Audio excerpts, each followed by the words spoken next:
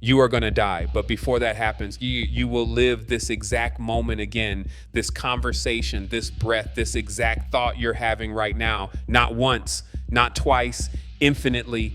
And the terrifying part, mathematics doesn't just suggest this, it proves it.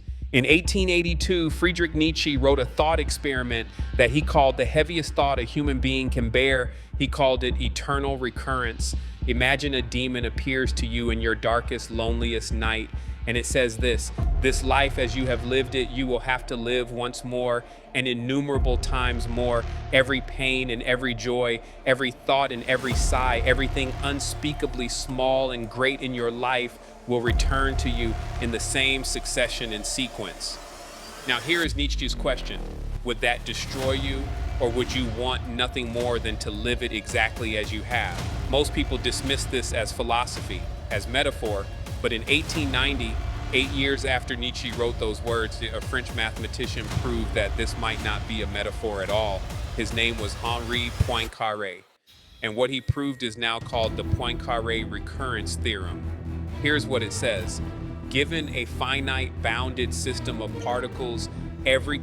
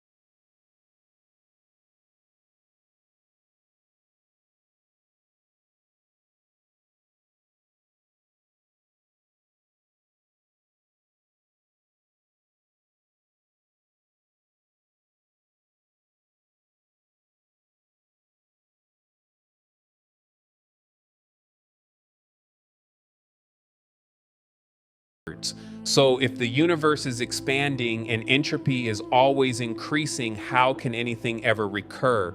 This is where physicists and philosophers started a war that has not ended, Camp 1. The Boltzmann position says recurrence is still possible. Ludwig Boltzmann, the 19th century Austrian physicist who built the mathematical foundations of thermodynamics, argued that over sufficiently long timescales that make the age of the universe look like a blink, entropy fluctuations can spontaneously create low entropy states, meaning the universe can reset itself, not because of a law forcing it, but because in infinite time, even the most improbable event becomes certain. Camp 2 disagrees fundamentally. Modern cosmologists point to dark energy, the force accelerating the universe's expansion. If expansion continues forever, the universe approaches a state of maximum entropy called the heat death. In heat death, no energy gradients exist, no stars, no planets, no atoms in meaningful configurations, and in a state of maximum entropy, there's nothing left to recur. The Poincaré theorem breaks down because the system is no longer finite, it is no longer bounded. So which camp is right, we don't know, but here's what we do know, and this is where it gets personal. Let's assume for a moment that Poincaré is right, that recurrence is real. What does that actually mean? It means every decision you have ever made, you have made before. Every time you chose kindness or cruelty, every moment you were brave or cowardly, every word you said that you cannot take back, you said it before, you will say it again, infinite times. Nietzsche understood this, and he used it as a moral hammer. If you had to live your life exactly as you have lived it infinitely, would you be satisfied? Not, was I a good person by someone else's standard, but would I want this, exactly this, to repeat forever? Nietzsche called the person who could say yes to that question the Übermensch, the one who has lived so fully, so intentionally, that they would embrace eternal return not as a curse, but as the ultimate confirmation that they chose correctly. Most of us cannot say yes, and that discomfort is the entire point. Now, here is the part that modern physics adds to this. If recurrence is true, it is not just your decisions that repeat, it is the arrangement of every atom in your brain at the moment of decision, which raises the hardest question of all. Is it even a decision? If the atoms in your brain are following physical laws, and those configurations will repeat exactly, then what you call choice may simply be determinism playing on a loop. Physicist Max Tegmark of MIT argues that in a sufficiently large, possibly infinite universe, not only does recurrence happen, but every possible history happens. Somewhere right now, there is a version of you who made every decision differently and in infinite time. All of those versions recur. Let's go back to the entropy problem because there is a darker possibility that most people miss. If the universe does reach heat death, if expansion wins, entropy maxes out, and recurrence becomes impossible, then this moment right now is not part of an infinite loop. It is singular. It happens once. And then across timescales that destroy all meaning, it is gone.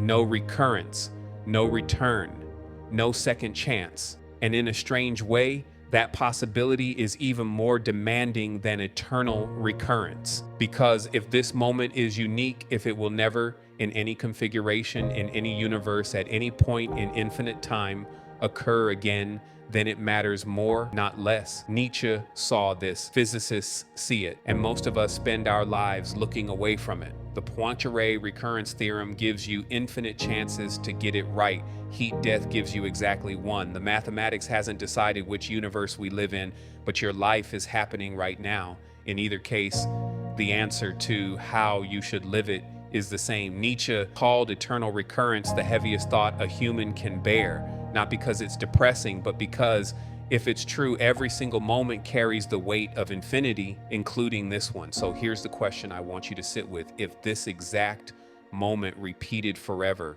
would you be okay with that? Drop your answer below. I read every comment.